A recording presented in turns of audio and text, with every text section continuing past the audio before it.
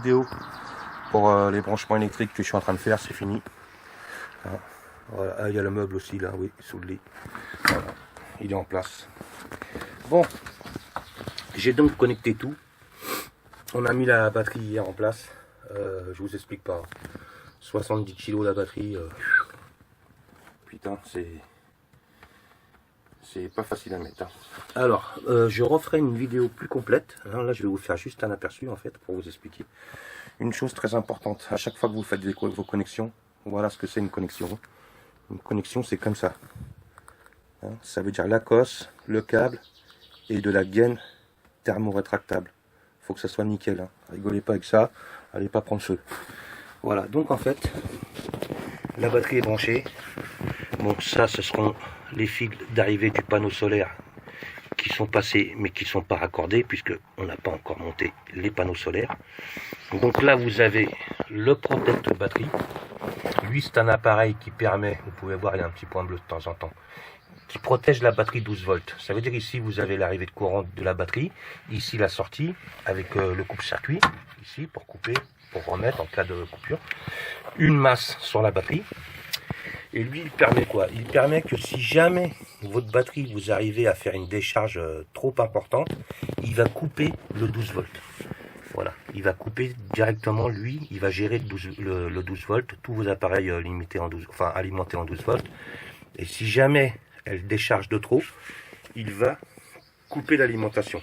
Ça vous permet de ne pas tomber en panne de batterie et de ne pas l'abîmer surtout. Donc, après, on a le coupleur séparateur. Donc, le coupleur séparateur, le coupleur séparateur, je vous ai fait déjà une vidéo dessus, mais je vais vous faire voir un peu le principe. Hein.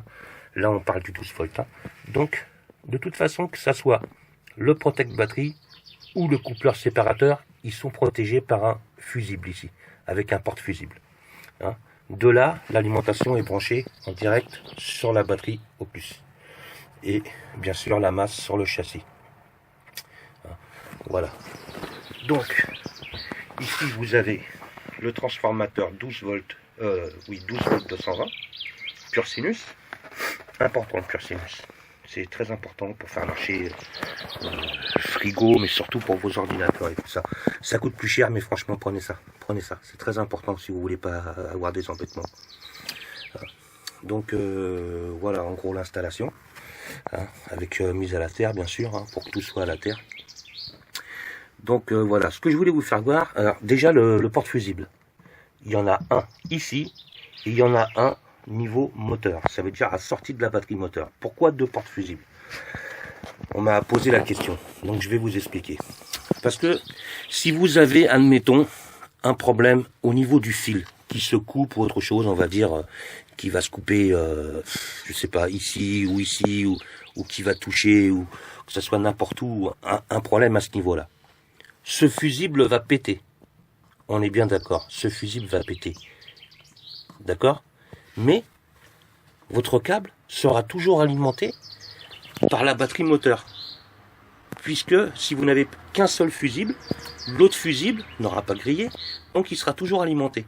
Donc en fait, ce fil-là aura toujours du courant. Donc même si vous prenez au cas inverse, le fusible côté moteur va griller, arriver ici, vous aurez toujours du courant, celui-là n'aura pas grillé. Donc c'est très important de mettre, surtout pour le câble qui va de l'avant à l'arrière, un porte-fusible à l'arrière dans la cellule et un porte-fusible sorti de batterie. Voilà. Maintenant, qu'est-ce que je pourrais... Je vais vous faire voir ce que c'est que le coupleur. Parce que, en fait, je vous l'ai expliqué dans une autre vidéo, mais je vais vous le faire en fonction. Voilà, là on allume. Là on a 12 volts 8. 12 volts 8. Ça c'est le convertisseur 220. Ok, là on a 12 volts 8. Donc, comme je vous ai expliqué dans le coupleur, dans une dernière une vidéo d'avant, le coupleur en fait, il sert à recharger votre batterie cellule, mais uniquement quand votre batterie moteur est chargée. Donc on va démarrer le camion. Là on était à 12,8. Et vous allez voir. Là on est à 12,8. Donc pour l'instant il s'occupe de charger la batterie moteur. Et au bout d'un moment, quand la batterie moteur, voilà, quand la batterie moteur est arrivée à un bon voltage, il envoie la charge sur la batterie cellule. voyez?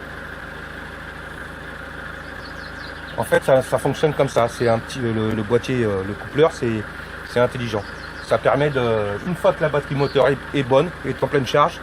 Bon là, elle est neuve, donc il n'y a pas beaucoup de temps à attendre. Une fois qu'elle est neuve, voilà, il vous envoie après de la charge sur la batterie cellule.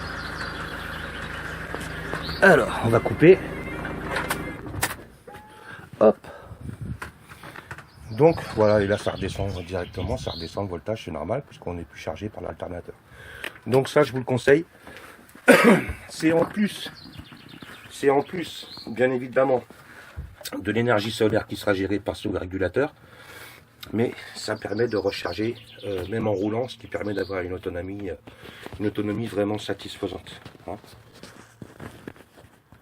Voilà.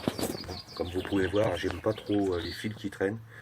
Donc j'essaie de faire ça au mieux. Il n'y a plus que celui-là à aller coincer ici avec une baguette. Sinon tout le reste c'est serti, c'est mis en place et ça bougera pas. Restera bien sûr à câbler le régulateur MPPT et de l'alimenter et de le faire arriver à la batterie. Voilà.